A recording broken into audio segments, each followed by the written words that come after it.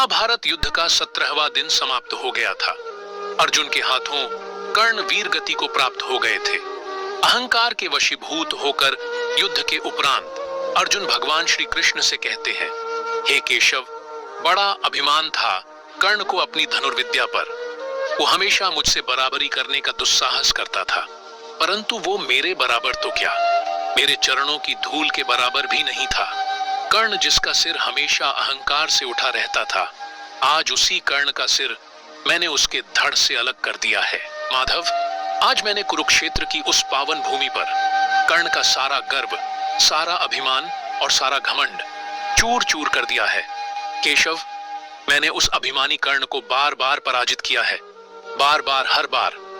इस पर कृष्ण ने अर्जुन से कहा, पार्थ, ये सत्य है कि कर्ण को तुमने बार बार पराजित किया है, परंतु इसका अर्थ यह कदापि नहीं कि कर्ण एक श्रेष्ठ योद्धा नहीं था। इस पर अर्जुन ने कहा, माधव, क्या तुम ये कहना चाहते हो कि मैं एक श्रेष्ठ योद्धा नहीं हूं? क्या मैं सर्वश्रेष्ठ धनुर्धर नहीं हूं?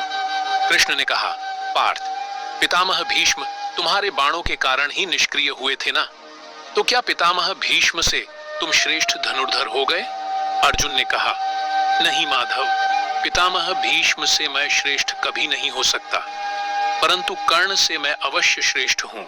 युद्ध भूमि में तुम भी थे ना माधव, क्या तुमने नहीं देखा कि मैं जब भी कर्ण के रथ पर बाण चलाता था तो मेरे बाणों के प्रहार से कर्ण का रथ 10 कदम पीछे हट जाता था, वहीं जब कर्ण मेरे रथ पर बाण चलाता था तो उसके बाणों के प्रहार से मेरा रथ केवल 2 कदम पीछे हटता था।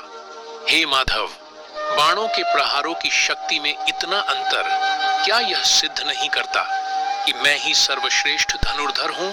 इस पर कृष्ण ने कहा, पार्थ, तुम मेरे सखा हो, मेरे मित्र हो, तुम तो मुझे पहचानते हो, जानते हो कि मैं त्रिलोकीनाथ हूं, तो फिर तुम्हारे जिस रथ पर मैं तीनों लोकों का भार लेकर स्वयं बैठा था, क्या उस रथ को कोई अणु मात्र भी पीछे हटा सकता था? कर्ण जब अपने हर प्रहार पर तुम्हारे रथ को केवल 2 कदम और तुम कर्ण के रथ को 10 कदम पीछे हटा देते थे, तो तुम ही निर्णय लो पार्थ, किसके बाणों में अधिक शक्ति थी? भगवान कृष्ण की ये बातें सुनकर अर्जुन आश्चर्य में पड़ गए।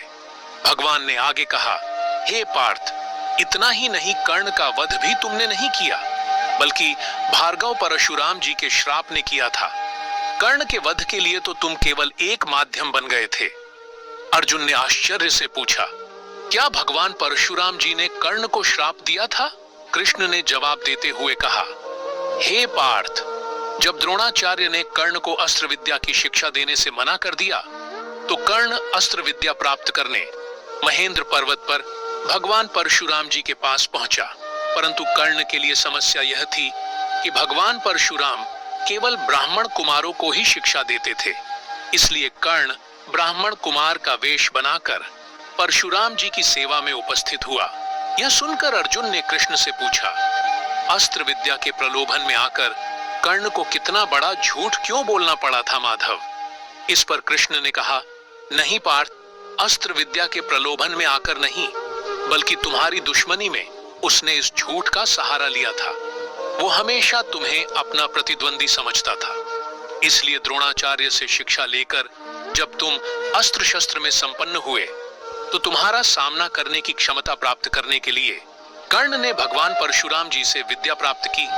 हे पार्थ, कर्ण ने गुरु की इतनी सेवा की कि परशुराम जी ने एक एक करके कर्ण को समस्त दिव्यास्त्रों की विद्या प्रदान की।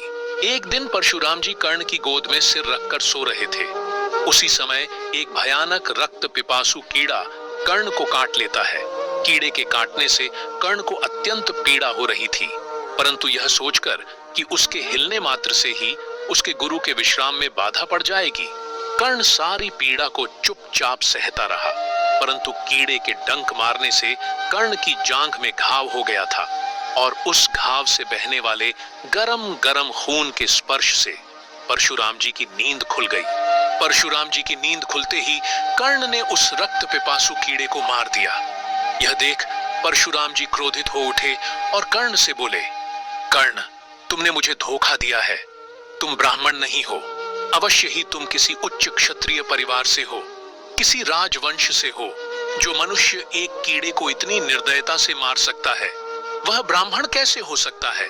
कर्ण, तुम ब्राह्मण नहीं, क्षत्रिय हो, क्षत्रिय। कर्ण विलाप करते हुए बोला, मुझे माफ कर दीजिए गुरुदेव, मैं एक सूत पुत्र हूँ। मेरी माता का नाम राधा है, इसलिए लोग मुझे राधा पुत्र कर्ण कहते हैं। हे गुरुश्रेष्ठ, आपसे अस्त्र विद्या की शिक्षा ग्रहण करने के लोभ में मैंने झूठ का सहारा लिया था, क्योंकि आप ब्राह्मण कुमारों के अतिरिक्त किसी को अस्त्र विद्या की शिक्षा नहीं देते। मैं क्या करता गुरुश्रेष्ठ, मैं विवश था। परशुराम जी ने क्रोध में कहा, विद्या अपने गुरु से झूठ बोलने वाले के काम नहीं आती कर्ण। अस्त्र विद्या के लोभ में तुमने मुझसे छल किया है, मुझे धोखा दिया है, इसलिए मैं तुम्हें श्राप देता हूँ कि जब तुम्हें मुझसे प्राप्त की हुई शिक्षा की सर्वाधिक आवश्यकता होगी, तब ये विद्या तुम्हारे किसी काम नहीं आएगी। तुम अस्त्रों को प्रकट करने के मंत्र भी भूल जाओगे। तुम जिस रथ के ऊपर खड़े होकर युद्ध करोगे, वो रथ भी तुम्हें त्याग देगा और तुम्हारे रथ के पहियों को भूमि निगल जाएगी। भगवान कृष्ण ने आगे कहा, हे मित्र, इसीलिए मैं कहता हूँ कि कर्ण को तुमने नहीं बल्कि उसके गुरु के श्राप ने मारा है। और इससे भी बड़ा सत्य ये है कि ये युद्ध जो कर्ण के जीवन का सबसे महत्वपूर्ण युद्ध था, उसने यह युद्ध भी जानबूझकर हारा है। इस पर अर्जुन ने आश्चर्यचकित होकर कृष्ण से पूछा, यह युद्ध जानबूझकर हारा है, ये क्या कह रहे हो माधव? कृष्ण ने कहा, हाँ पार्थ, तुम नहीं जानते। जब कर्ण कौरवों के सेनापति बने तो मैं उससे मिलने उसके शिविर में गया। मैंने उसे अधर्म का साथ छोड़कर पांडवों की ओर से लड़ने के लिए कहा था, परंतु कर्ण ने कहा कि भले ही दुर्योधन अधर्मी हो, फिर भी वो मेरा मित्र है और दुर्योधन से मित्रता निभाना उसका प्रथम धर्म है, इसलिए वो प्राण त्याग देगा, परंतु अपने मित्र दुर्योधन को धोखा नहीं देगा। और वहीं कर्ण ने किया भी, अधर्मी दुर्योधन से मित्रता भी निभाई और महाभारत के युद्ध में अपने प्राण त्याग कर धर्म की विजय का मार्ग भी प्रशस्त किया। हे मित्र, तुमने कभी कर्ण को समझा ही नहीं, तुमने कर्ण के अंतर में कभी झांक कर ही नहीं देखा। कर्ण एक महान आत्मा थी। कर्ण जैसे योद्धा, कर्ण जैसे दानवीर युगों युगों में कभी कभार ही पैदा होते हैं। हे अर्जुन, अगर कभी तुम्हें कर्ण के जीवन के पूर्ण सत्य का पता चलेगा तो तुम स्वयं धरती पर सिर रखकर उस महान आत्मा को प्रणाम अवश्य करोगे। तो मित्रों, ये थी आज की वीडियो। इस वीडियो पर अगर आप अपनी कोई राय देना चाहते हैं तो आप हमें कमेंट के माध्यम से दे सकते हैं। वीडियो पसंद आई हो तो वीडियो को लाइक करके वीडियो को शेयर करें। चैनल पर अगर नए आए हैं तो चैनल को सब्सक्राइब करना ना भूलें।